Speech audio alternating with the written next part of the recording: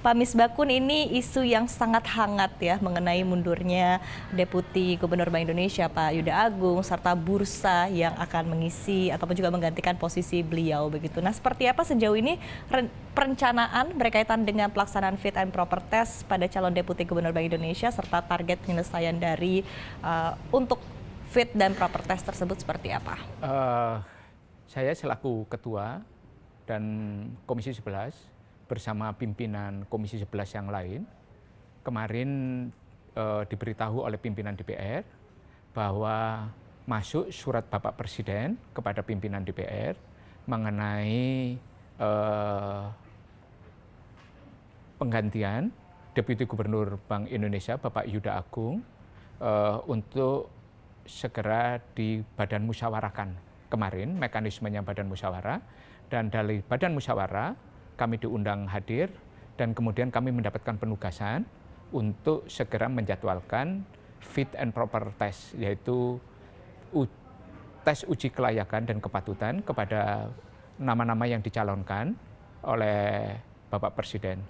Dan mekanismenya memang berasal dari surat Gubernur Bank Indonesia kepada Bapak Presiden, dan Bapak Presiden karena mekanisme ketatanegaraan kita, surat Gubernur Bank Indonesia dilampirkan di dalam surat Bapak Presiden itu menjadi bagian dari lampiran bahwa ada pengunduran diri dan kemudian ada usulan, dan kemudian Bapak Presiden mengirimkan surat karena kekosongan itu kan tidak boleh terlalu lama, dan tugas kami untuk segera menyelenggarakan fit and proper tes uji kelayakan dan kepatutan.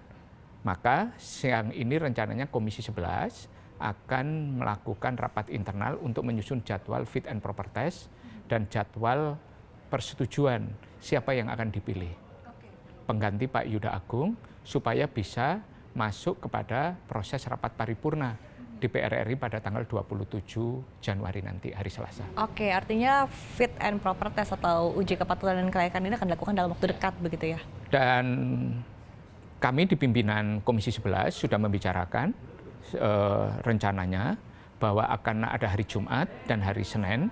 Karena Jumat itu hari pendek, kami sudah mendapatkan izin secara khusus untuk menggunakan hari Jumat untuk melakukan kegiatan Komisi 11. Dan kemudian kita rencanakan karena ada 3 calon dan kita memberikan kesempatan mereka untuk mengeksplorasi apa saja yang menjadi pemikiran visi misi mereka yang diusulkan. Ada 3 nama yang diusulkan oleh Bapak Gubernur Bank Indonesia, yaitu Bapak Tommy Aquinas Jiwandono, kemudian Diki Kartika Nyono, dan kemudian Solihin M. Yuhro.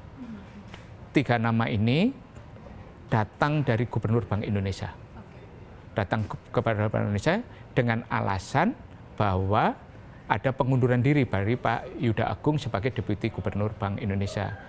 Merespon pengunduran diri itu, maka diusulkan 3 nama tersebut untuk diajukan penggantiannya kepada Bapak Presiden. Oke, baik. Pak Misbakun, berkaitan dengan sosok-sosok yang tadi Anda sebutkan begitu ya, latar belakangnya cukup berbeda. Ada 1 wakil Menteri Keuangan Republik Indonesia saat ini, kemudian 2 memang dari internal Bank Indonesia ya saat ini begitu. Dan seperti apa pandangan Anda dari DPR berkaitan sosok-sosok yang masuk ke dalam bursa? Saya melihat bahwa mereka adalah figur-figur yang kompeten, figur-figur yang mempunyai kapasitas, figur-figur yang mempunyai reputasi, dan mempunyai latar belakang yang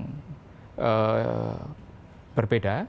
2 orang adalah bank sentral yang pengalamannya cukup panjang, dan kemudian mereka posisi jabatannya sebagai asisten Gubernur Bank Indonesia, dan kemudian ada Pak Tommy Jiwandono, Pak Thomas, biasa kita panggil Pak Tommy, dan sudah lebih dari 2 tahun lebih bersama kami untuk bersama-sama bagaimana mengelola fiskal negara, dan dalam banyak pengambilan keputusan, Pak Tommy menurut saya adalah figur yang sangat humble.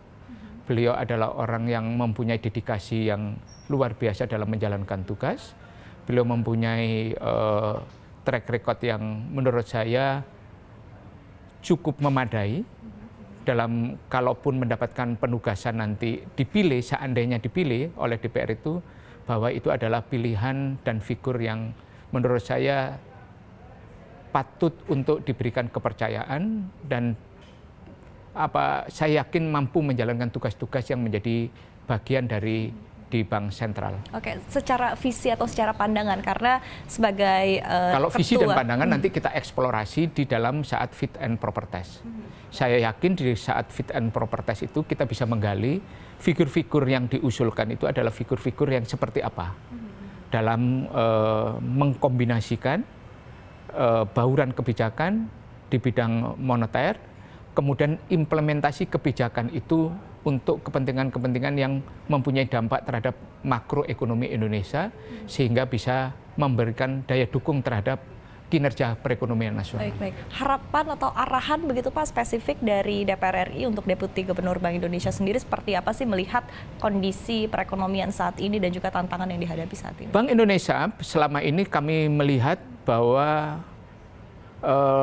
secara kelembagaan adalah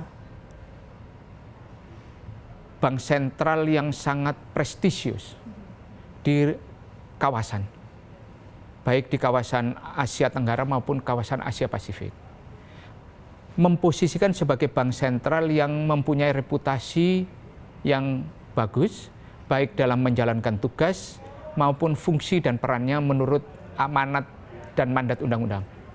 Bank sentral kita adalah bank sentral yang independen, karena itu diatur di dalam undang-undang, tetapi di dalam independensi itu bank sentral kita juga mempunyai tanggung jawab.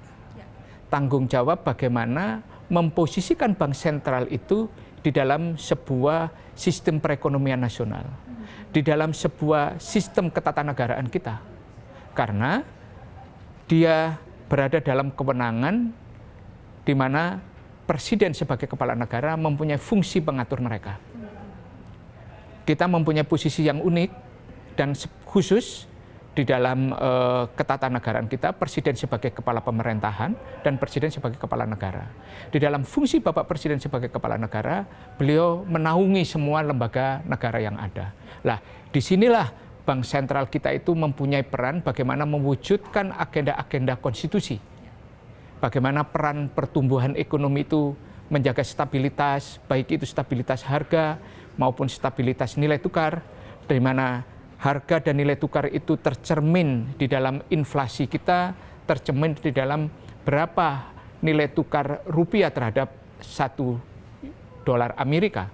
Nah, semua dijalankan dengan sangat bagus, diperankan dengan menggunakan instrumen-instrumen kebijakan moneter yang memadai, kadang-kadang ekspansif, kadang-kadang kemudian dalam rangka menjaga pertumbuhan mereka ekspansif, dalam rangka menjaga stabilitas mereka sering melakukan operasi-operasi kebijakan yang silent tetapi dirasakan stabilisasinya, dan pada saat tertentu mereka juga membiarkan mekanisme pasar itu berjalan.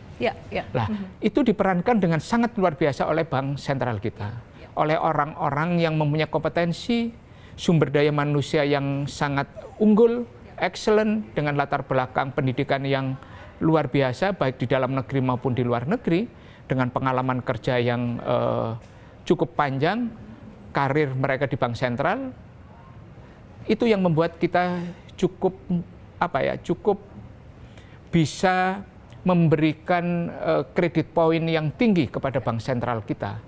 Jadi kalau kemudian kita ditanya bagaimana bank sentral kita, luar biasa dalam menjalankan peran dan mandat undang-undang.